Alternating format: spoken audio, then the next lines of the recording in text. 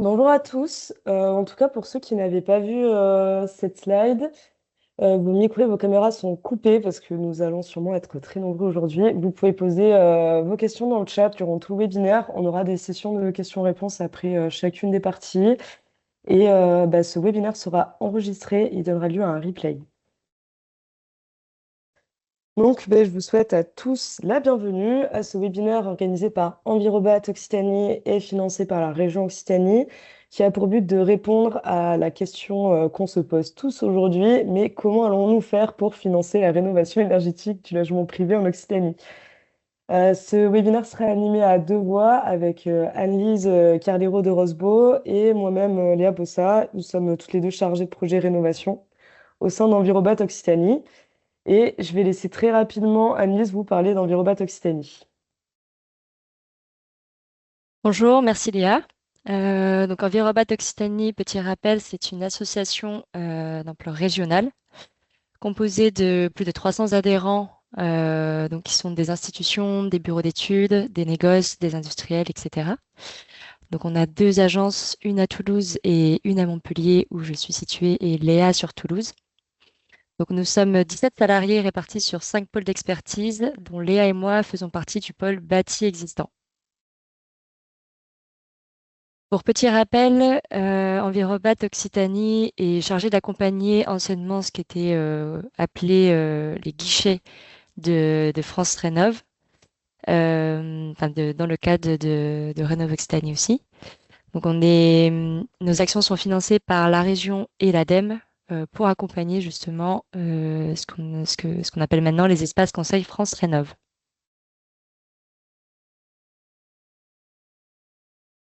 Je reprends la main. Merci beaucoup, Anne-Lise. Du coup, maintenant qu'on s'est bien présenté, je vais vous parler vite fait du programme de la conférence. Alors, après un rapide mot de Julien Dumignac de la région que je vous lirai car il est malheureusement absent aujourd'hui, on aura quatre parties. Une première sur le parcours de rénovation pour réintroduire rapidement le contexte.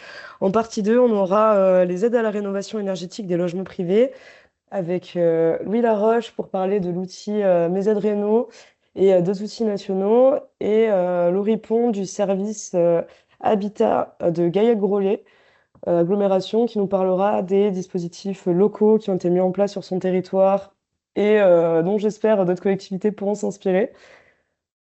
En troisième partie, ce sera les dispositifs de financement de la rénovation. Nous aurons Guillaume de Rombis de l'AREC pour nous parler de Rénov' Occitanie, Cédric Lemoine de la Banque Populaire Occitanie, qui présentera des dispositifs de financement adaptés à la rénovation, et Sébastien Ruiz de la Communauté des Mares pour nous parler de l'évolution des parcours d'accompagnement et des montages financiers.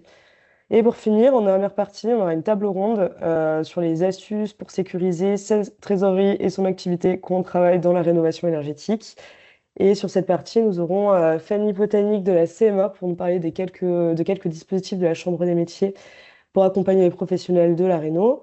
Et nous aurons les témoignages d'Alexandre Nègre, membre de la coopérative Créalid à Montpellier, et Pauline Vincent de PVC System pour nous parler tous les deux de leur manière de s'organiser et de s'adapter avec les évolutions qu'il y a eu cette année sur les aides.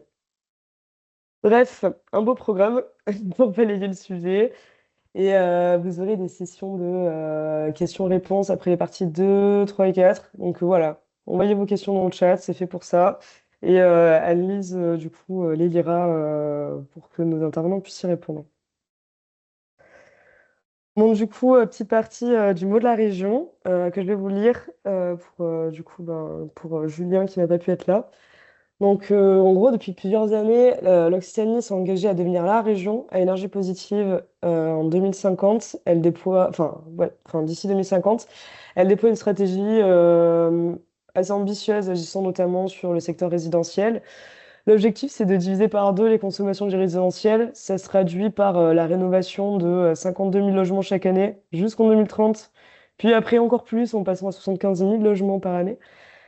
Et du coup, pour ça, la région s'investit grâce à ses fonds propres, couplés à des fonds de la Banque européenne d'investissement, sur le logement social, et puis depuis la fusion sur le privé avec des dispositifs comme l'éco-chèque ou Rénov Occitanie.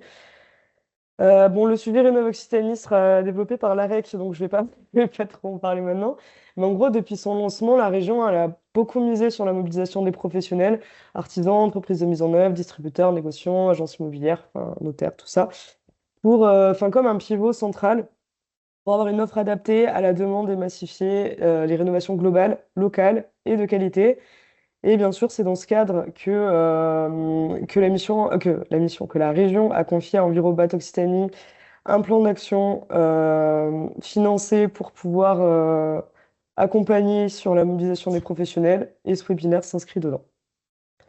Voilà. Euh, bon, bah, sans plus attendre, on va aller un peu plus quand même dans le sujet qui nous intéresse. Et je vais vous parler de deux, trois bases en gros sur les parcours de rénovation. Dans un premier temps, les étapes. En 2024, en 2025, dans notre asso, on a publié deux bandes dessinées pour parler du parcours de rénovation en copro et en logement individuel, qui retracent les étapes dans les parcours mobilisant les aides, mais pas forcément. Enfin, en tout cas, dans le cas du parcours copro, vous pouvez les retrouver sur notre site internet avec nos autres outils à destination des professionnels de la rénovation. En gros, pour faire court, il y a à peu près six étapes. En premier, nous, on conseille toujours d'aller voir un espace conseil France Rénov'. C'est l'acteur incontournable pour clarifier son projet, avoir l'ensemble des informations nécessaires pour se lancer. Ensuite, un AMO, ça peut être un accompagnateur Rénov' ou autre. Euh, on peut aussi se rapprocher d'un architecte. Ça dépend aussi, bon, voilà, si on est sur une copro ou une maison individuelle, c'est pas toujours la même. L'important, en fait, c'est de s'entourer d'un ou plusieurs professionnels experts pour faire un état des lieux via un audit, enfin, qui sera du coup l'étape 3 et puis de définir son projet et son budget. Donc l'étape 4. Et l'étape 4, c'est également le moment de se renseigner pour savoir si on peut, enfin, on peut le faire aussi avant, mais de savoir si on peut avoir des subventions, des dispositifs locaux, comment je vais financer tout ça. Ensuite, on consulte les entreprises pour réaliser les travaux. C'est important de s'appuyer sur les professionnels experts pour choisir. Hop, excusez-moi, un petit souci. Hop. Sur les professionnels experts je me suis un peu perdue. Bon, voilà, pour avoir un projet qui est adapté à son budget. En fait, souvent, ça va être les artisans, les entreprises qui peuvent être la porte d'entrée pour les ménages. En fait, c'est toujours bien en fait, de les conseiller d'aller voir un espace conseil France Rénov parce que bah, on peut éventuellement perdre du temps si le projet n'est pas bien construit, si en fait sur place on se rend compte qu'il y a peut-être un peu plus à faire, etc. Et pour finir, une fois qu'on a sélectionné les entreprises, on réalise les travaux, enfin on fait quelques devis avant quand même, on réalise les travaux, on réceptionne et on profite de les bienfaits de sa rénovation. Au milieu de tout ça, il faut réfléchir au financement. Bah, le but, c'est quand même de pouvoir payer ces entreprises quand elles démarrent les travaux et aussi à la réception avec les factures de fin. Le problème aujourd'hui, c'est qu'avec bah, du coup, les parcours mobilisant des aides, on se retrouve souvent à avoir du coup, le complément qu'on veut plus tard. On se demande bah, en fait comment on va faire pour payer les entreprises. Mais donc, du coup, c'est un peu le but de ce webinaire.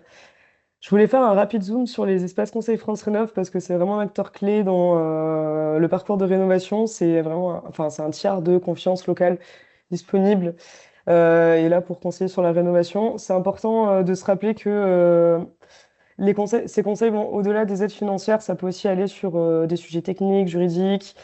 Ça peut permettre de tracer les premières lignes du projet de rénovation.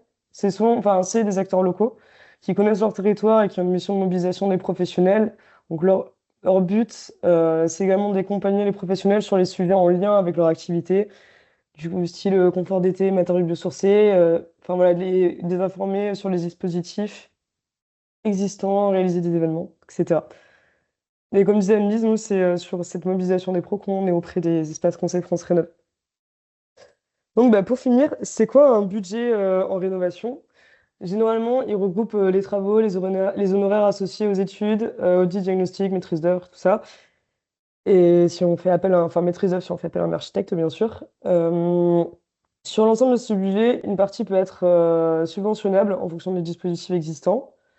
Bon, voilà, ça peut être ma prime rénov', ma prime adapt aussi, des choses du style. En fait, Envirobat, on a un observatoire des caractéristiques de la rénovation et par celui-là, on a plusieurs indicateurs et on a pu voir sur notre dernière campagne qu'avec des ménages majoritairement intermédiaires et supérieurs, le taux de couverture des aides sur les travaux, il était de 20% ou 21%.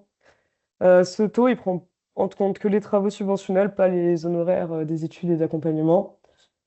Et du coup, il reste quand même une part importante qui peut être... Enfin, ça fait une bonne part, les aides, ça peut permettre à un ménage voilà, d'aller peut-être un peu plus loin que ce qu'il avait prévu à la base, mais bon, voilà, il reste quand même des gros restes à charge. Et en fait, pour les revenus modestes et très modestes, des fois, c'est un peu compliqué de se lancer dedans avant d'avoir touché les aides. Mais bon, voilà.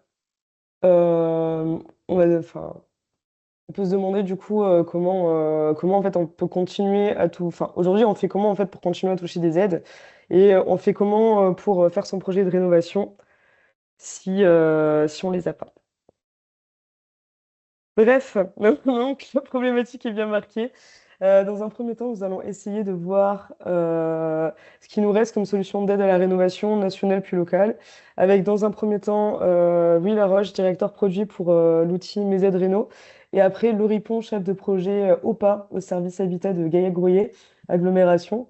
Et vous inquiétez pas, vous aurez une session de questions-réponses après. Donc je laisse Louis prendre la main sur la présentation. Bonjour à toutes et à tous, est-ce que vous m'entendez bien déjà, juste pour être sûr? C'est bon? Oui. Merci. Merci beaucoup pour l'invitation, Léa et Annelise.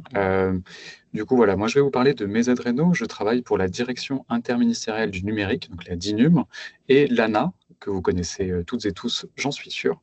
Et du coup, nous, ce qu'on a fait, c'est qu'on a créé un simulateur pour simplifier l'accès à l'information sur les aides à la rénovation énergétique. Alors, vous connaissez très certainement celui qui est sur le site de France Rénov. Ben justement, on travaille avec eux, main dans la main, pour le remplacer bientôt. C'est ça l'objet de mes aides réno. À la base, hein, le constat initial, je pense que vous le connaissez déjà très bien à toutes et tous, c'est que les aides, elles étaient très importantes, elles restent quand même assez conséquentes, mais il y a un manque de lisibilité, elles évoluent beaucoup, il y a des news dans tous les sens. Bref, pour les particuliers, c'est très très difficile de savoir dans quelle, euh, dans quelle situation ils ou elles sont, et donc à quelles aides on a le droit. Et donc c'est ça que fait Mes aides réno. C'est un simulateur, un calculateur même officiel du coup du service public que vous pouvez retrouver à la fois sur le site de Mes aides réno, qui est un site temporaire, qui était son site d'incubation qu'on utilise dans notre jargon, et qui demain, du coup, dès janvier 2026, sera sur France Rénov, donc en remplacement du simulateur actuel, et qui permet à tout à chacun de savoir en euros à quelles aides vous avez le droit et vraiment le montant prêt de chacune des aides nationales. Donc on est sur ma prime rénov, ma prime adapt et ma prime logement décent. Pour les aides locales, bien sûr, ça nous intéresse beaucoup et j'anticipe une question que je sais très bien que les gens nous poseront parce qu'elle est toujours posée. Les aides locales, ça nous intéresse énormément, mais c'est très difficile à collecter, notamment quand elles sont utilisées. C'est impossible d'avoir l'information. Donc aujourd'hui, on renvoie bien sûr toujours directement aux ECFR qui ont le savoir, et c'était très bien de le rappeler, Léa. Nous, en fin de parcours, bien sûr, une fois qu'on vous a donné votre éligibilité, ce qu'on invite chacun des usagers à faire, c'est d'aller voir son ECFR. Donc, notre simulateur, il est neutre, il est gratuit. Et quand je dis gratuit, c'est que bien sûr, vous pouvez aller sur le site et l'utiliser, mais tout un chacun peut aussi l'intégrer sur son propre site web. C'est très très facile, en quelques clics. Et on a beaucoup, merci pour le lien, Annelise, on a beaucoup de marques qui nous intègrent aujourd'hui et qui prennent du coup ce qu'on appelle une iframe, mais c'est tout simplement une toute petite fenêtre, comme vous le voyez sur le côté, là, sur le bon coin. Euh, et du coup, ça permet de jouer le simulateur directement depuis votre site, sans même qu'il y ait besoin de le quitter. On a plus de 70 marques qui nous utilisent, des gros acteurs de l'immobilier comme Le Bon Coin, des banques. Bref, c'est bien parce que ça fait qu'un service public est accessible et donc ça évite la fraude, les arnaques, les mauvaises informations. Et donc voilà, c'est ça notre travail, notre métier. J'avais prévu une démo, mais peut-être que je ne pourrais pas prendre la main à ce point-là. Donc je vous invite à vous rendre sur le lien qui a été partagé par Annelise et à regarder par vous-même. Vous verrez que c'est, je l'espère, très simple. Il est dans le chat, le lien Aurélie. Vous pouvez le cliquer dessus. Et bien sûr, je vais terminer là-dessus, comme ça je fais un petit peu plus court. Vous pouvez nous écrire directement à cette adresse qui s'affiche. Je vais aussi vous la mettre dans le chat. Donc n'hésitez pas, on est là pour ça. Et vraiment, notre but, c'est vraiment faire que les aides à la rénovation énergétique soient accessibles à toutes et à tous, avec une information claire et gratuite, évidemment. Merci beaucoup pour l'invitation. Et si vous avez des questions, j'y répondrai très volontiers. Je vous laisse la main. Merci beaucoup, Louis. Oui, mince, effectivement, avec mon support implanté, c'est un peu compliqué de te laisser la main pour faire une démo. Mais du coup, voilà, n'hésitez pas à aller sous l'outil et à poser des questions pour la session qui est après, en faisant vos petits tests. Et maintenant, je vais passer la main à Loripon pour nous parler des aides locales sur son territoire. Bonjour à tous. Peut-être quelques mots d'introduction pour vous présenter notre territoire. Donc, la communauté d'agglomération Gaillac-Groyer se situe dans le département du Tarn, sur l'axe autoroutier Toulouse-Albi. Donc, elle a été créée en 2017 suite à la fusion de 3 communautés de communes.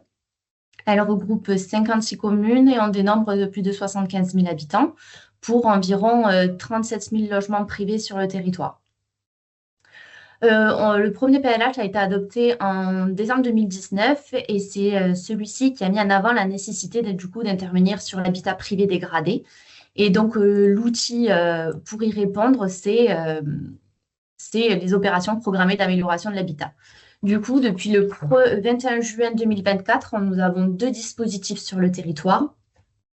Une OPA communautaire qui concerne les 56 communes du territoire, qui va se dérouler jusqu'en 2027. Et une OPA-RU multisite qui concerne nos communes davantage urbaines que sont Gaillac, Groyer, L'Isle-sur-Tarn et Rabastens pour une durée de 5 ans. Donc, notre objectif, c'est la rénovation de plus de 600 logements sur ces périodes-là. Et sachant qu'on a quand même un gros potentiel de rénovation, étant donné qu'on a environ 40% des propriétaires occupants du territoire qui sont éligibles aux aides de l'ANA. Hop. Donc, nos OPA sont identifiées sous le petit nom de Capaglo Habitat et elles permettent du coup l'accompagnement technique et financier, donc sous certaines conditions, des propriétaires occupants, des propriétaires bailleurs et des copropriétaires pour réaliser des travaux. Donc, ces travaux, ils concernent les différentes thématiques de l'ANA, donc ma prime Adapt pour l'autonomie, ma prime Rénov pour l'énergie, ma prime logement décent pour la dégradation, ainsi que l'aide aux copropriétés fragiles et dégradées. Donc, pour mettre en place ce type de dispositif, ils ont été élaborés avec le concours de plusieurs partenaires, donc bien sûr l'ANA. L'agglomération dont on est porteur de ces dispositifs et financeur des subventions en complément de celles de l'ANA. Les communes OPA-RU aussi participent, prennent leur part notamment l'OPA-RU en échangeant quotidiennement sur les projets et en étant financeurs de leur propre aide complémentaire. On a bien entendu l'ADIL qui est un acteur incontournable sur nos dispositifs, ainsi que l'ACAF et Midi Habitat. Donc, Midi Habitat est un partenaire qui vient préfinancer les aides de l'ANA. Donc, le versement des subventions de l'ANA sont directement effectués auprès des artisans. Et lorsque les travaux sont terminés, du coup, les aides de l'ANA sont versées directement à Midi Habitat qui récupère son avance. Donc, nous avons mis en place pour les 2 dispositifs des aides complémentaires à celles de l'ANA, donc sur toutes les thématiques d'intervention. Donc, sur ma prime Rénov pour l'énergie, nos aides vont de 1 000 à 2 000 euros selon les territoires et selon les revenus des propriétaires, donc soit très modestes ou modestes. On intervient aussi du coup sur ma prime logement décent avec des subventions qui sont selon le pourcentage de travaux et qui peuvent aller jusqu'à 7 500 et 9 000 euros. Et enfin, on intervient aussi sur l'autonomie à hauteur de 250 ou 500 euros selon les ressources et quel que soit pour le coup là le territoire d'intervention, qu'on soit en OPA ou en OPA-RU. Donc, il y a des aides également pour les propriétaires bailleurs. Donc, sur l'énergie, les propriétaires bailleurs, s'ils conventionnent leur logement en loc 2 ou loc 3, peuvent avoir, en complément des aides de l'ANA, un pourcentage de subvention qui peut aller de 9 000 à 10 000 euros. Et sur la dégradation, on est entre 12 et 15 000 euros de subvention maximum. Et enfin, comme évoqué tout à l'heure, on intervient également sur les copropriétés dégradées. Et là, la subvention peut aller jusqu'à 10 000 euros. Donc, en complément ces aides qui viennent sur les dossiers, en complément des aides de l'ANA, on a mis en place des primes spécifiques sur les secteurs OPA-RU et notamment une prime pour l'utilisation des matériaux biosourcés et géosourcés. Donc là, elle concerne du coup tous les types propriétaires occupants, propriétaires bailleurs ou syndicats. Et là, de copropriétaires. Et donc, on peut aller jusqu'à 3 000 euros de subvention par dossier en complément déjà des aides de l'agglomération et de l'ANA. Et on a testé également une prime de valorisation du patrimoine qui vient là vraiment sur des biens avec un intérêt patrimonial fort, dans des situations un peu stratégiques, où là, les dossiers sont étudiés plus précisément. Et donc, la prime peut aller, elle est variable, jusqu'à 4 000 euros selon le projet. Et ensuite, les communes également ont mis en place des subventions complémentaires, notamment des aides pour la rénovation des façades qui viennent en complément de tous ces dispositifs et participent aussi à la réhabilitation et à la redynamisation des centres anciens. Et en complément du coup de nos dispositifs d'OPA et d'OPA-RU, afin que tous les habitants du territoire puissent obtenir des informations sur leurs travaux de rénovation, nous avons signé un pacte en septembre 2025 sur le volet 1 et le volet 2 de cette nouvelle contractualisation avec l'ANA. Et donc, ces missions d'assurer la dynamique du territorial auprès des habitants et professionnels et d'informer les habitants et les conseiller, les orienter. Donc, ces missions, elles sont menées en régie, en partie par l'agglomération et aussi par l'ADIC du Tarn, qui était déjà partenaire de l'ancien guichet unique et donc qui poursuit du coup son intervention à nos côtés sur ces sujets. Voilà.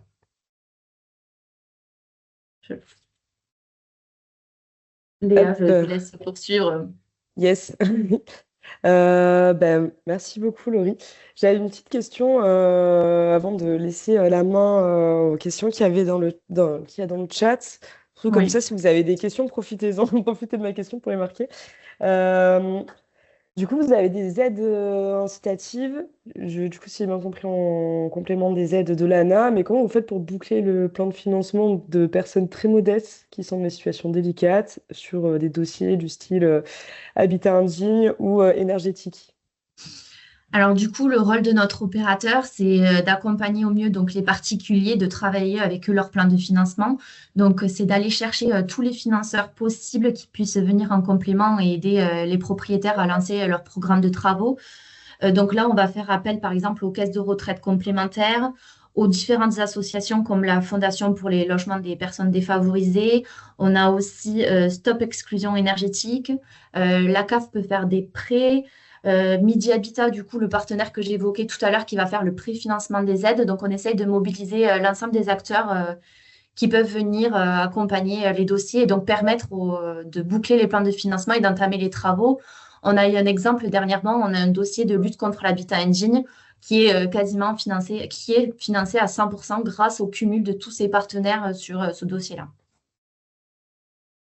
Voilà. Merci beaucoup. Du coup, je tiens encore une fois à rappeler n'hésitez pas à aller voir vos espaces conseils France Rénov parce que du coup, ce genre d'infos, vous les aurez que là-bas. Et parce que les aides locales, c'est eux qui savent comment ça se passe. À savoir en plus qu'il y a pas mal d'aides locales qui sont pas forcément rattachées à un parcours MaPrimeRénov'. Enfin, c'est quand même rattaché à des conditions, bien sûr, mais voilà. Anne-Lise, est-ce qu'on a des questions dans le chat? Oui, on a donc petite question sur les BD auxquels tu as donné les liens en ligne. Je ne sais pas si tu as quelque chose à apporter dessus, sur les BD, sur le parcours rénovation. Alors, elles sont pour Ça- les espaces Conseil France Rénov', on peut fournir un format imprimable. Après, par contre, du coup, en dehors de ça, faudrait me recontacter, je ne sais pas trop. Je sais que pour les espaces Conseil France Rénov', il n'y a pas de souci. Pour le reste, voilà. Ça marche. Il y a une question d'Ethan qui travaille avec la responsable d'une offre MAR, qui dispose d'un agrément MAR national, mais n'est pas référencé en Occitanie pour le moment. Quelle est la procédure pour le devenir? Je pense que ça, c'est peut-être une question qui pourra venir après avec Sébastien.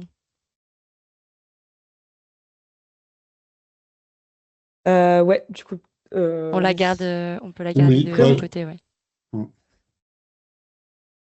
Tu comme pourras vous en voulez. profiter. En fait, il y a le site internet Alors, je vais vous mettre le lien, il faut que je le trouve, c'est le site internet pour la demande d'agrément. Donc, c'est agrément-mon accompagnateur. Enfin, il faut que je vais vous la rentrer le temps que les autres interviennent. Donc, il y a un service d'assistance qui permet bah, voilà, de signaler un problème de référencement. Et donc là, il y a un service technique qui prend la main et qui pourra résoudre ces problèmes. Donc, il y a une interface. Voilà, c'est juste ça. Mais je Ça vous mets le lien. marche. Merci Sébastien. Ensuite, on a une question pour Louis par rapport au simulateur d'aide Renault. Est-ce que vous arrivez à mettre à jour votre application régulièrement? Est-ce que c'est tous les jours, toutes les semaines? Voilà. Alors oui, c'est mis à jour régulièrement. On est à jour. Notre objectif, c'est d'être toujours à jour sur les aides avant qu'elles soient mises en vigueur. Donc déjà, c'est le cas, à la fois pour nous et pour tous nos partenaires. Et donc, tous les jours, non, quand même pas, mais toutes les semaines, il y a une mise en production du site. Oui, tout à fait. Ok, merci. Pour Laurie, il y avait une question de Gaëtan de savoir est-ce que les ménages accompagnés par un MAR local, ce Gaëtan est à Vieux, peuvent obtenir ces aides comme c'était le cas lors de Rénov Occitanie.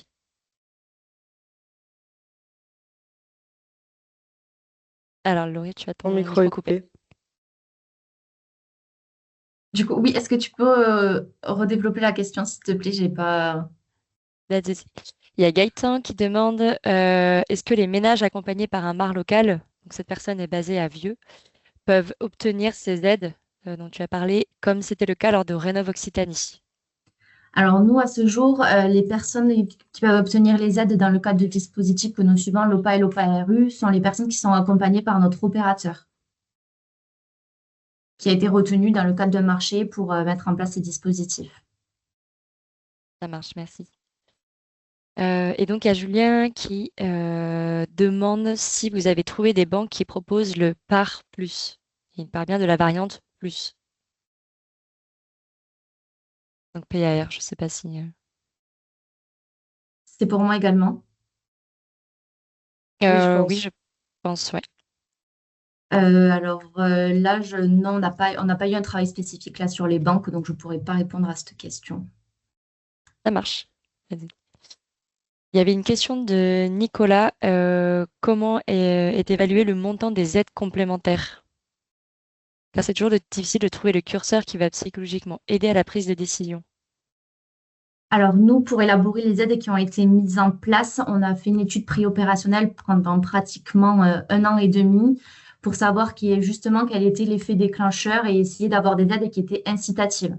Donc par exemple, sur les propriétaires bailleurs, on sait qu'il est très compliqué de conventionner des logements actuellement. C'est pas forcément intéressant pour les propriétaires. Et étant donné que nous, c'était un fort enjeu sur le territoire d'avoir des logements conventionnés, on a mis en place des aides qui sont très importante pour essayer de déclencher le projet de travaux chez les propriétaires et qu'on arrive à conventionner du logement sur notre territoire. Donc voilà, c'était un travail avec le bureau d'études qui nous a accompagnés pendant 2 ans pour élaborer le dispositif, de trouver voilà, les aides qui étaient au mieux. Mais voilà, ça s'adaptera en fonction des retours. Là, on n'a qu'un an de dispositif, donc je pense qu'au bout d'un certain temps, on pourra voir si elles sont à transformer, à améliorer, etc. Sachant que les aides de l'ANA évoluent aussi, donc il faut aussi pouvoir suivre après ces évolutions.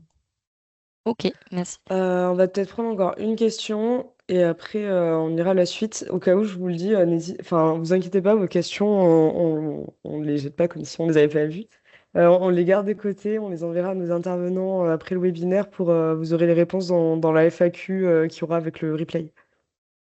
Ça marche. Alors, pour dernière question, je pense que c'est encore pour Laurie.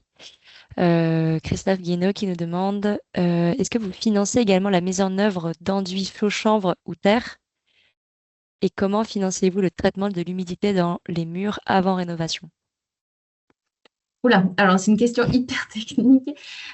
Du coup, on finance tous les matériaux, la pose et la fourniture des matériaux bio et géosourcés. Et donc là, c'est notre opérateur qui intervient au moment des dossiers qui va voir si le projet est adapté au logement euh, en fonction de la situation, qui nous fait un retour et qui propose le dossier en complément ou pas. Ça marche. Merci Laurie. Et on peut passer à la suite.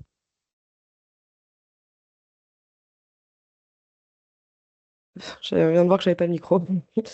Donc pour la suite, nous passons sur la partie 3. Quels sont les dispositifs de financement de la rénovation énergétique? Du coup, avec Guillaume de Rombiz, responsable du pôle Habitat durable et rénovation destinée à l'Agence régionale de l'énergie et du climat, enfin la REC. Cédric Lemoine, qui a du coup aussi des collègues à lui, responsable de la Banque de la transition énergétique BTE, de la Banque populaire Occitanie. Et Sébastien Ruiz, cofondateur de Marius Rénov et président de la communauté des mares. Donc, on va commencer avec Guillaume.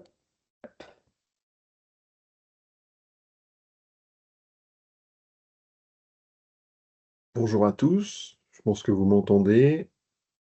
J'ai pris le contrôle, Léa, parce que tu m'as autorisé tout à l'heure à le faire. Parfait. Est-ce que vous voyez les diapos défiler? Ça marche. Voilà, Pardon, c'est ma grande première. Donc merci pour l'invitation. Je vais profiter de ce petit moment pour apporter quelques résultats chiffrés sur le bilan de Rénov Occitanie sur la période passée, entre 2020 et 2025. Donc Rénov Occitanie, c'est un dispositif régional qui est porté par la région Occitanie, qui fait l'objet d'une délégation de service public confiée à l'AREC Occitanie. Donc, nous, à l'AREC Occitanie, on est une agence régionale sous forme d'une ESPL et d'une SEM, et on intervient sur les champs de la rénovation énergétique, de la production d'énergie renouvelable, et on accompagne des collectivités, des industriels, tout type d'acteurs dans ces sujets-là.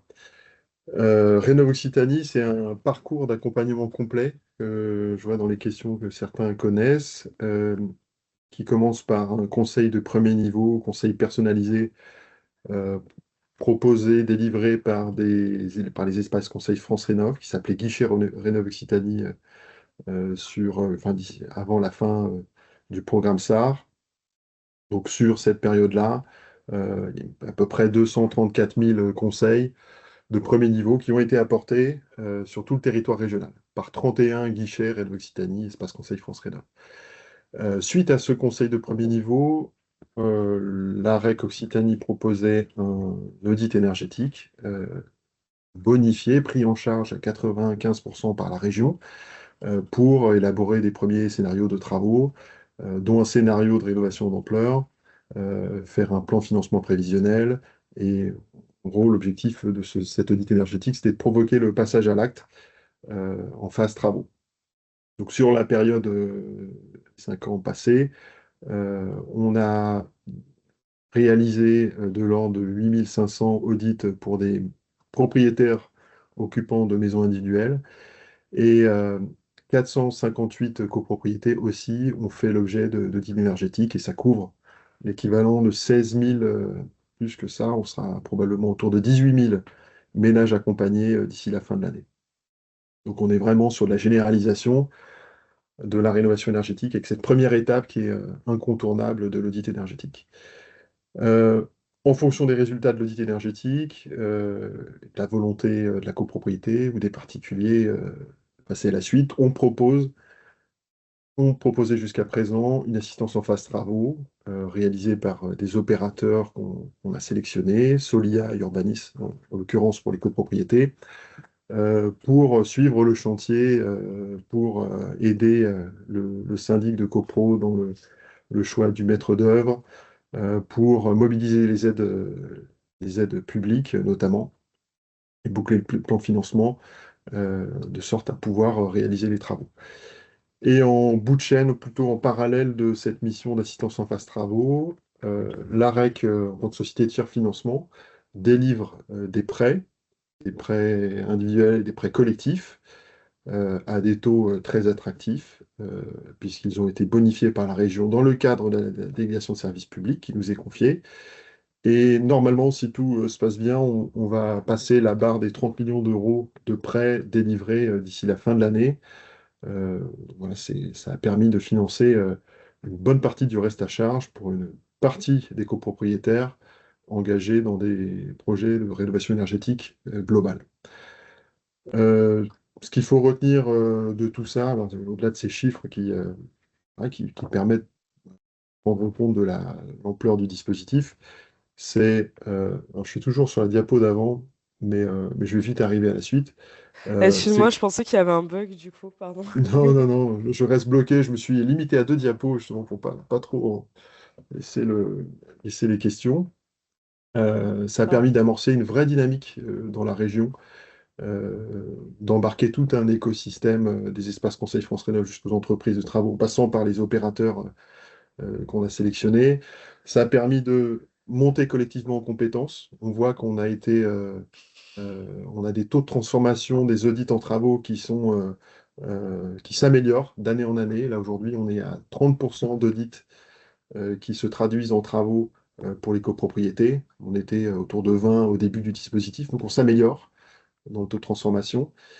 Et ce qu'il faut retenir aussi, peut-être que je le place ici, c'est que ça a apporté une certaine stabilité dans un environnement en évolution permanente. Vous avez suivi les quelques secousses réglementaires, les évolutions d'aide, et ça permet voilà, d'assurer une sorte d'ossature stable pour permettre au projet de se transformer. Donc sur cette base-là, j'ai toujours le contrôle. Je vais essayer. Pardon, je vais aller trop vite. Sur cette base-là, la région a décidé de poursuivre son soutien et son volontarisme sur le sujet de la rénovation énergétique pour ces 5 prochaines années. On est en train de travailler sur une nouvelle formule de Rénov' Occitanie qui va s'appuyer sur tout ce qu'on a appris de cette première période et qui va s'appuyer sur un portail, un service numérique de la rénovation énergétique qui va cibler exclusivement les copropriétés, qui va d'abord rappeler l'importance et l'intérêt de faire des travaux de rénovation énergétique pour tout un tas d'aspects que je ne développe pas ici, et qui va orienter les particuliers, les syndics, les autres professionnels de l'immobilier vers des solutions référencées par la REC. Et ces solutions, elles sont de trois types. Le premier type qui porte sur l'accompagnement technique des projets, plutôt en phase conception, où on va référencer une série d'opérateurs intégrés, au sens où ce seront des bureaux d'études qui vont à la fois pouvoir proposer un audit énergétique et une assistance en phase travaux. On est en train de réfléchir si on va jusqu'à la maîtrise d'œuvre. C'est des choses qui sont en train aujourd'hui d'être discutées avec les opérateurs que l'on connaît et que l'on consulte. Donc l'idée, c'est vraiment d'avoir une grille de critères qui permettent de sélectionner des opérateurs intégrés avec des retours d'expérience, avec des marques de qualité attendues pour que les projets soient réalisés dans de bonnes conditions. La deuxième solution, type de solution qu'on va mettre en avant, sont des solutions plutôt innovantes, qui vont être des solutions intégrées plus, qui vont aller même au-delà que de la phase conception et étude, puisqu'on va réfléchir à du clé en main, aller jusqu'à la réalisation, voire à l'exploitation des chaufferies biomasse, par exemple, dans des bâtiments collectifs. On va aussi référencer des solutions de financement innovantes, parce que c'est le thème de la réunion du jour, en se rapprochant d'acteurs qui sont en train d'explorer des nouvelles possibilités de financement en complément de MaPrimeRénov' et autres aides locales qu'on va aborder ici. Et enfin, pour boucler le plan de financement, on sait que le financement du reste à charge est déterminant pour la concrétisation du projet.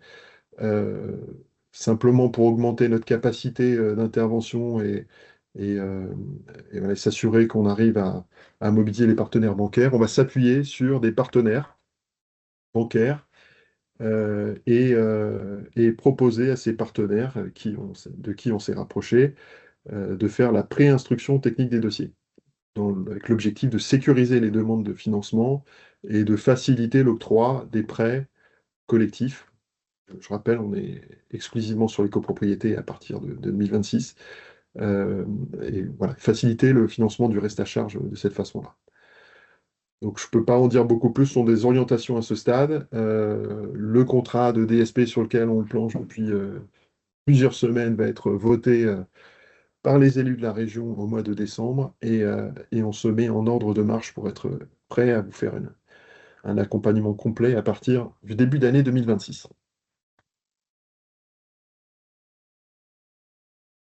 Hop.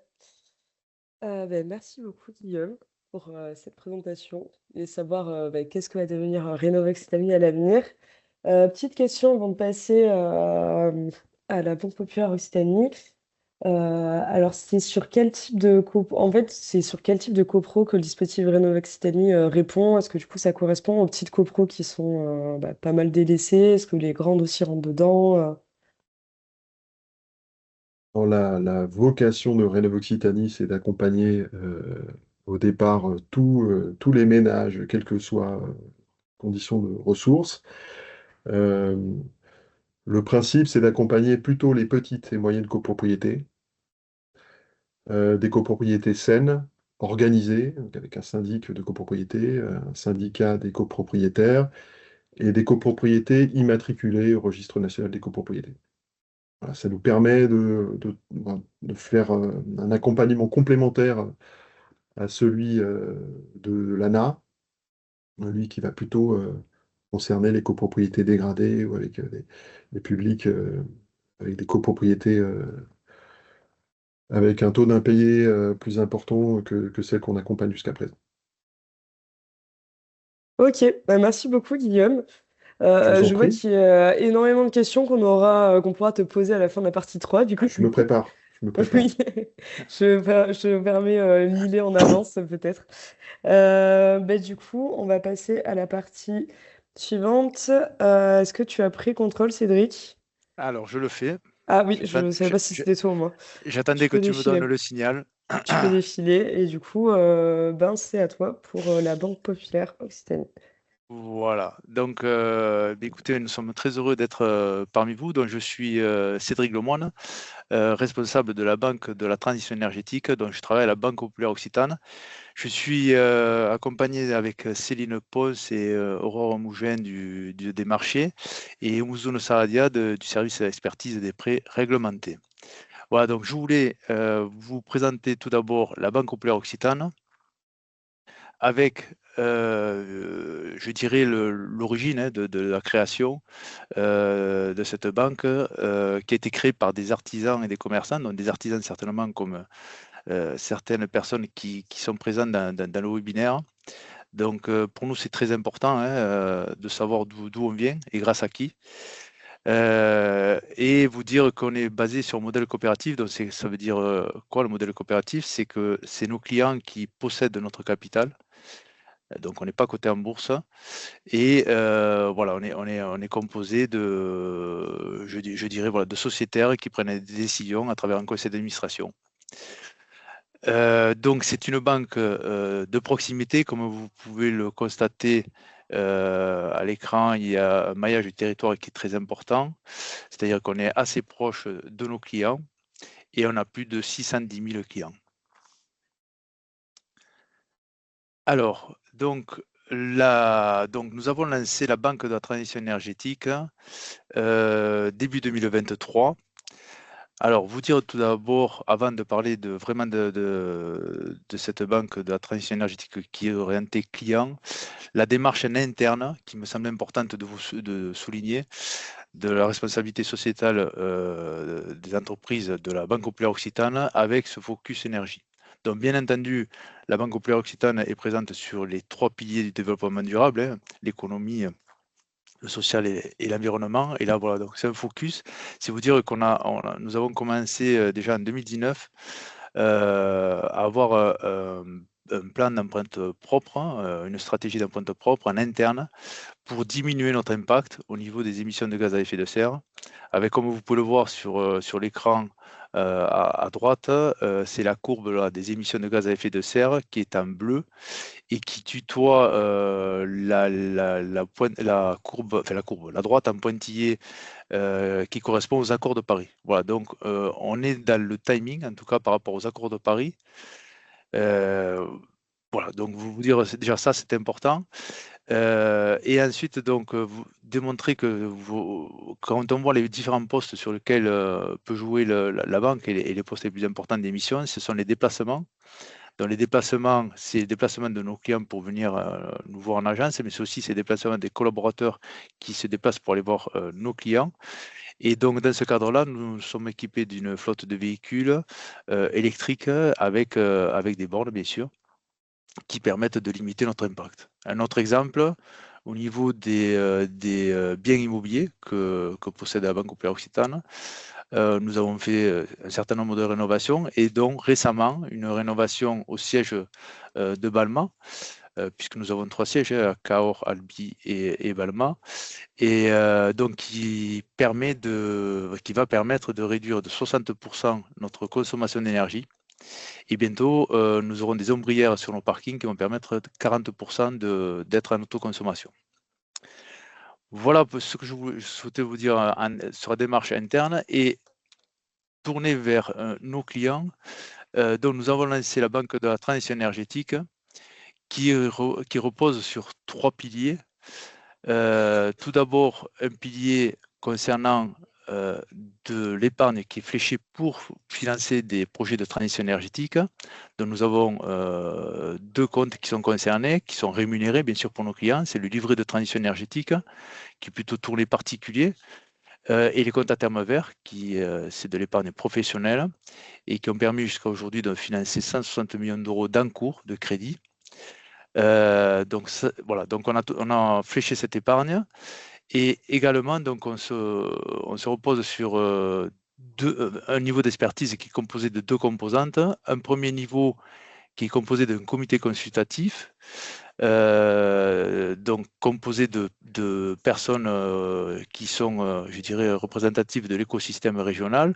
Alors je pense notamment, puisque Guillaume vient d'intervenir, à l'AREC, l'Agence régionale énergie climat, qui est le bras armé de la région, qui compose ce comité consultatif, le pôle d'Herbie, qui est un pôle de compétitivité, et après des entreprises que nous avons, enfin des clients, entreprises qui sont en contact avec ces problématiques d'énergie ou tout autre problème de transition environnementale. Et donc ce niveau d'expertise nous permet d'être je dirais en permanence, je dirais au courant des dernières évolutions pour s'adapter, pour adapter, je dirais, nos offres en fonction des problématiques que rencontrent nos clients. Et il faut savoir que chaque territoire a ses propres problématiques. On ne peut pas généraliser l'ensemble à tout le territoire français. Et ensuite, je dirais un deuxième niveau d'expertise, là c'est en interne, où là on a un niveau d'expertise qui nous permet de comprendre des financements sur les énergies renouvelables, de connaître ces différents modèles-là, c'est un exemple, hein, pour pouvoir financer et accompagner nos clients. Parce que si on ne comprend pas, il faut savoir que si un banquier ne comprend pas ce qu'il finance, il ne financera pas. Donc, c'est d'où je dirais l'importance de ce type de service. Et enfin, nous avons des partenaires pour trouver des solutions à nos clients, puisqu'on a sur ces sujets, on a des sujets je dirais, d'efficacité énergétique ou de production d'énergie décarbonée qui peuvent être plus ou moins complexes. Et donc, il est important d'accompagner nos clients sur ces projets-là. Donc, en clair, donc, avec la Banque de la transition énergétique, nous sommes des accélérateurs, des accompagnants de cette transition. Voilà, donc vous avez un site aussi sur lequel je vous invite à aller.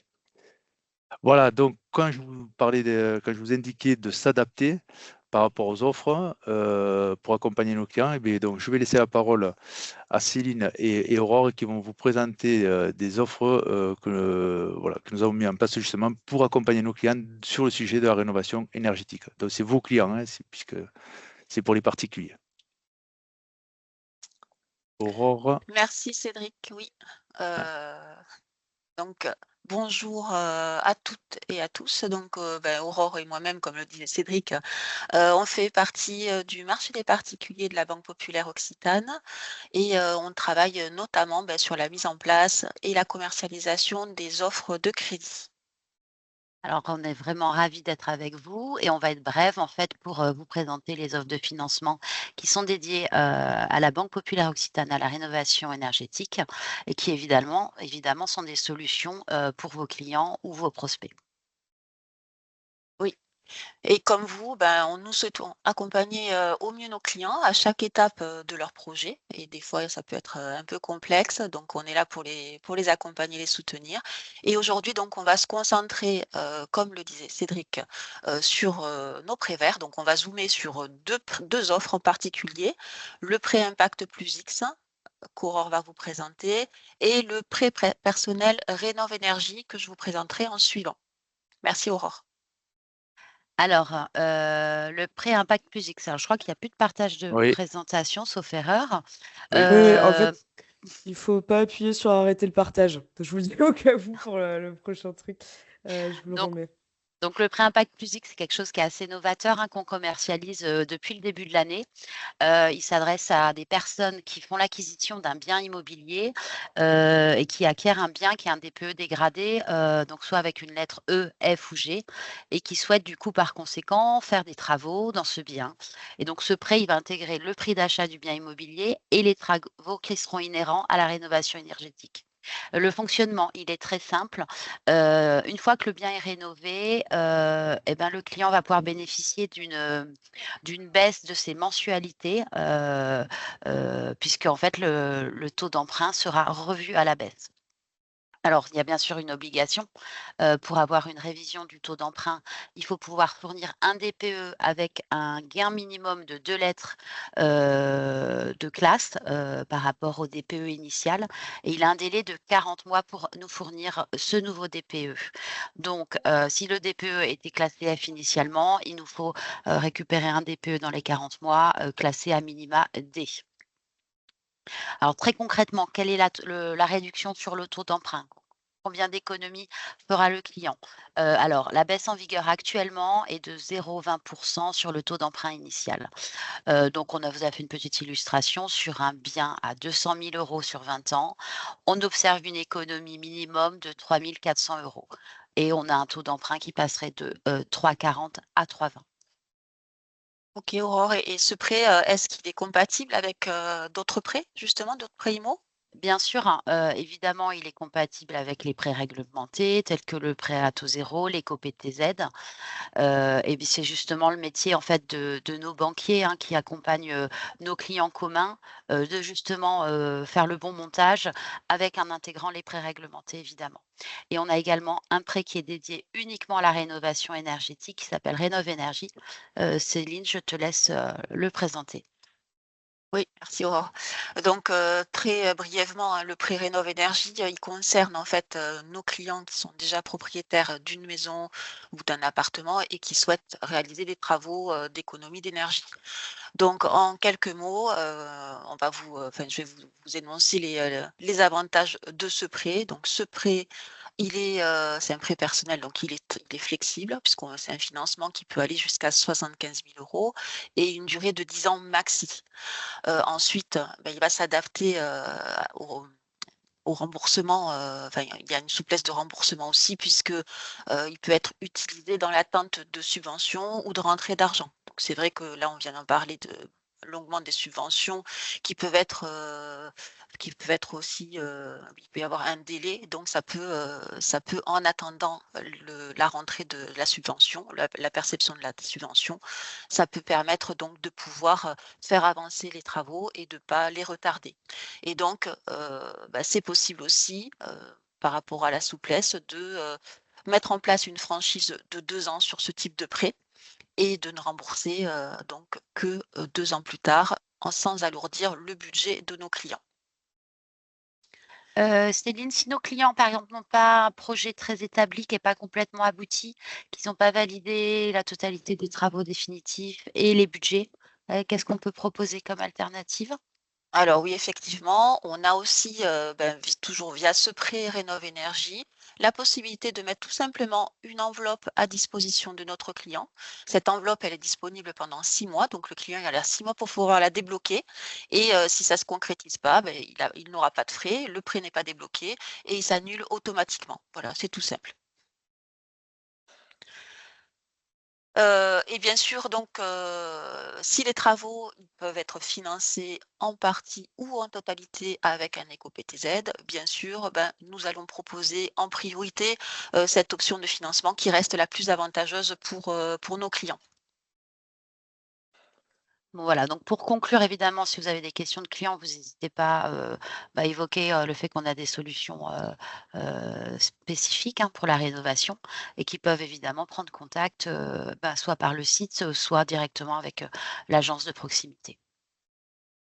Très bien, merci beaucoup, Aurore et Céline.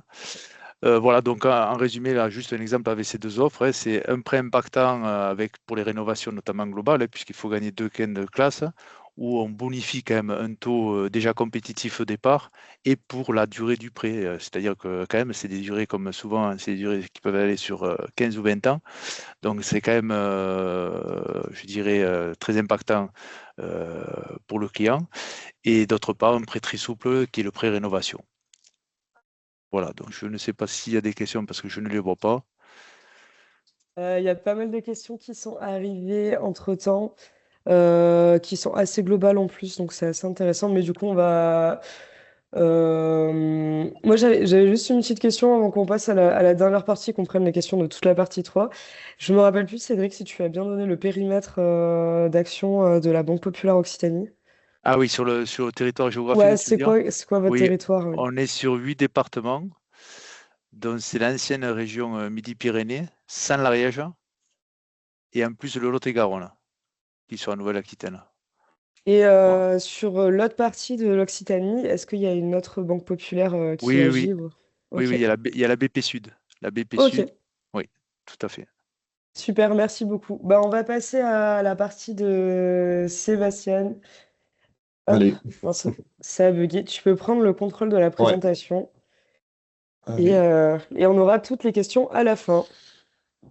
Bonjour à tous. Donc, je me présente, Sébastien Ruiz, donc président de la communauté des Mares, donc qui est la principale association qui regroupe les accompagnateurs Rénov en France. Donc, on travaille sur le territoire national.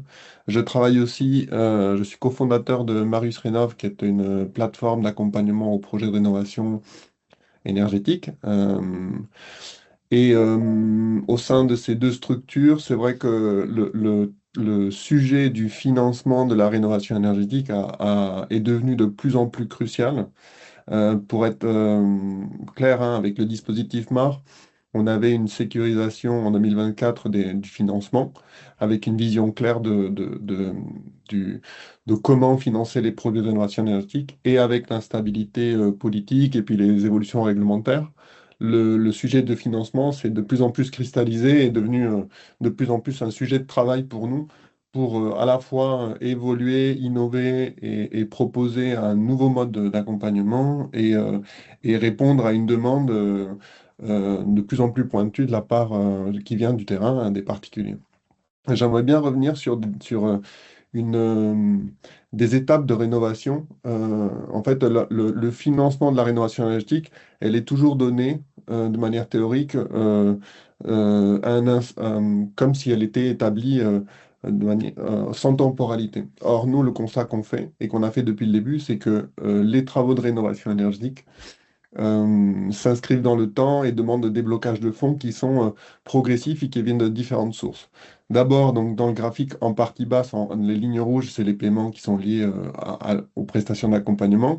Mais ce qui intéresse, c'est le financement des travaux. Donc, les rectangles de couleur verte, rouge et bleue, que sont c'est les poches de financement qui viennent abonder le paiement des travaux et qui se font dans l'automne de gauche à droite. Donc là, dans un cas d'un ménage intermédiaire ou supérieur, dans le cadre d'une aide MaPrimeRénov' parcours accompagné classique, on a le financement du reste à charge qui est souvent financé par l'éco-PTZ, qui lui, c'est un déblocage qui peut se faire assez rapidement. Finalement, les banques, elles jouent le jeu.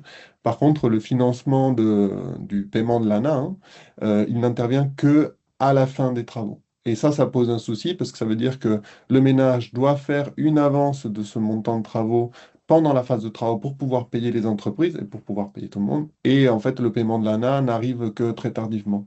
Donc, parmi les mécanismes qui fonctionnent, c'est par exemple élargir le prêt à taux zéro sur l'ensemble de la couverture du prêt, 50 000 euros. Si on a des travaux qui sont inférieurs à 50 000 euros, ça permet du coup, dès le début, de financer l'ensemble des travaux. Et une fois que le solde de l'ANA arrive dans la poche du ménage, il y a une régularisation de l'éco-PTZ qui peut se faire et pour équilibrer en fait le mix de financement qui se fait entre éco-PTZ et aide locale, aide de l'ANA, etc.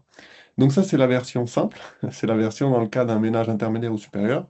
Mais pour les ménages modestes ou très modestes, les mécanismes sont plus complexes. Sont plus complexes parce que d'une part, l'ANA va faire des avances d'aide et des paiements d'acompte sur présentation de facture. Ce qui fait que dans la phase travaux, donc dans la phase du centre, là, on a une première partie de l'avance qui correspond à 30% du montant de la subvention, euh, plus le paiement d'acompte qui c'est 40% de la subvention, pas des travaux, qui va être apporté. Et ça va permettre de payer une partie du montant des travaux. Ensuite, une fois que l'ANA a avancé cette partie-là, il y a le reste à charge qui intervient, qui du coup peut être financé par l'éco-PTZ, mais il reste toujours ce rectangle rouge qui est l'avance du solde de l'ANA. Et ce solde n'intervient qu'une fois les dossiers déposés. Aujourd'hui, on constate que en fait, l'ANA, le versement du solde se fait des fois 3, 4, 6 mois plus tard. Et donc, on a vraiment un gros besoin en trésorerie. Ça relève deux sujets. Le premier, c'est que les ménages doivent du coup prévoir, au-delà de l'éco-PTZ, une avance des aides, soit en fonds propres, soit en souscrivant un prêt classique. Et donc, c'est là, typiquement, les solutions de la Banque populaire sont très intéressantes pour ça. Mais en tout cas, ce qui est important, c'est que l'organisation d'un chantier, pour pouvoir le faire démarrer et avancer, a besoin de connaître cette cadence du financement pour être sûr qu'on est solvable du début jusqu'à la fin. Et en tant qu'accompagnateur, cet enjeu-là, il est très, très, très important. Je poursuis et en fait, ce n'est que le même graphique qui va évoluer en fonction des types de ménages. Donc ça, c'est modeste en passoire énergétique, puis après, très modeste hors passoire énergétique. Et ce que l'on constate, c'est que en fait, bon, donc ça, c'était avant juin 2025, ça a évolué. Mais ce que je veux dire, c'est que la, la- le, l'avance du solde est de plus en plus critique en fait dans les projets de rénovation énergétique. C'est-à-dire que plus le ménage est modeste, plus les aides sont importantes et du coup le solde représente un montant plus important. Donc l'avance de ce solde doit se faire et il est de plus en plus en jeu. Donc ce que, ce que, ce que je veux dire par là, c'est que le financement demande vraiment une vision dans le temps, dans le déblocage des fonds, mais aussi une connaissance et voilà, un accompagnement qui est de plus en plus en jeu. Vous vous doutez bien qu'un ménage qui arrive dans un projet de ménage énergétique ne connaît pas ces mécanismes et rencontre ces difficultés. Donc, juste pour aller vers la fin, en fait, avant juin 2025, les rénovations énergétiques s'opéraient par un parcours accompagné, la plupart du temps, parce que c'était une aide universelle, c'était des revenus ménages de catégorie très modeste à catégorie supérieure, et le projet se composait d'un accompagnement, donc principalement d'une mission MAR dotée d'un audit énergétique, de travaux réalisés par des artisans RGE, et d'un financement qui était souvent ma prime d'un parcours accompagné, un éco-PTZ rénovation globale et des prêts complémentaires, des prêts d'avance travaux, des fonds propres qui venaient compléter et, euh, et voilà, et faire la totalité du financement. Aujourd'hui, avec l'évolution des réglementations, la notion d'accompagnement, elle est redéfinie. On n'est plus forcément dans le parcours accompagné MAR. Pour autant, les besoins et les constantes de départ sont les mêmes et ça fait évoluer les offres d'accompagnement. Les constantes, c'est un besoin en travaux, un besoin d'un projet efficient. Il y a toujours de la méfiance auprès des entreprises, il y a toujours de la complexité administrative et la complexité de mode de financement. Et ces besoins, c'est rechercher des artisans qualifiés, rechercher un conseil multidomaine, donc administratif, social, financier, technique.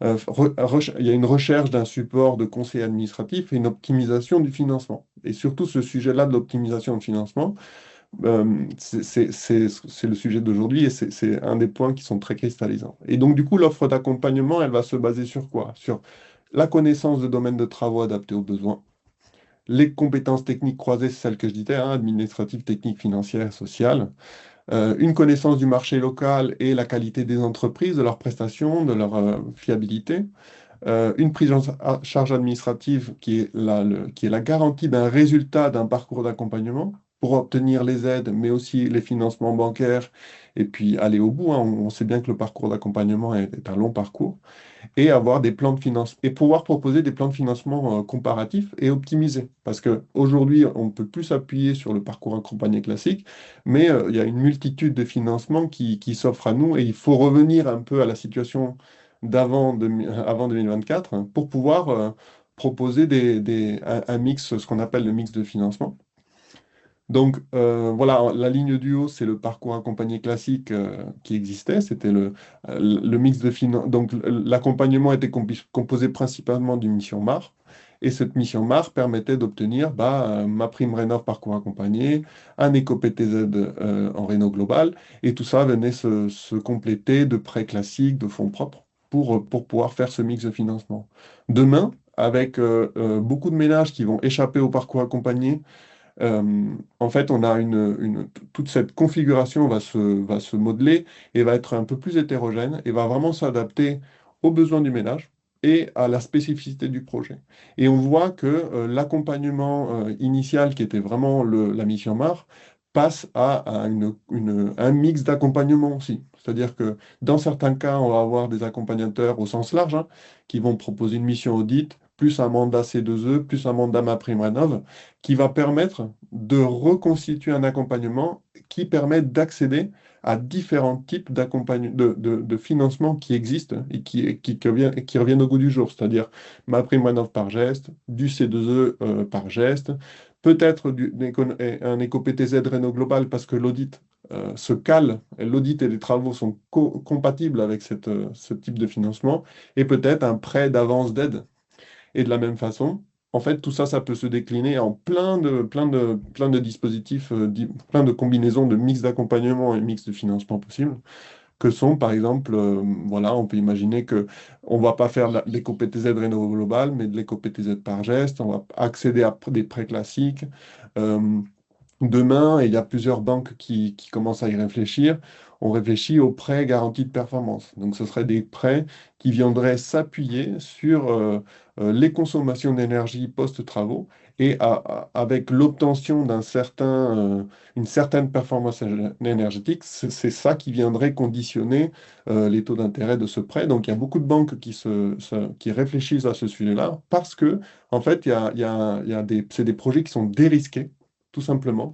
La performance énergétique permet de revaloriser le bien et cette valeur du bien est une garantie pour la banque et pour le prêt. Et donc, tout ça, ça nécessite d'un accompagnement qui est vraiment poussé, technique, contrôlé. Et typiquement, nous, donc moi, je reprends la casquette Marius Rénov', on est vraiment en train de développer ces sujets-là et ces parcours pour que nos accompagnateurs MAR d'hier, qui deviennent des accompagnateurs innovants de demain, puissent vraiment s'appuyer sur des dispositifs de financement mixtes et ils puissent vraiment optimiser à la fois leur accompagnement en relation avec les financements qui vont débloquer, que nous, on a intégrés dans nos parcours, en fait.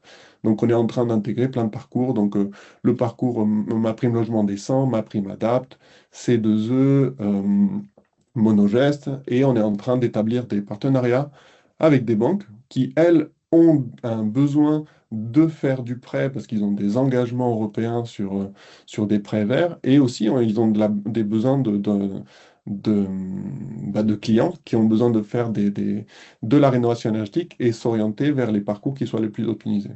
Donc tout ça pour dire qu'il y a vraiment une nouvelle période qui s'ouvre pour nous accompagnateurs et sur lesquels on travaille, on voit bien les sujets à enjeu.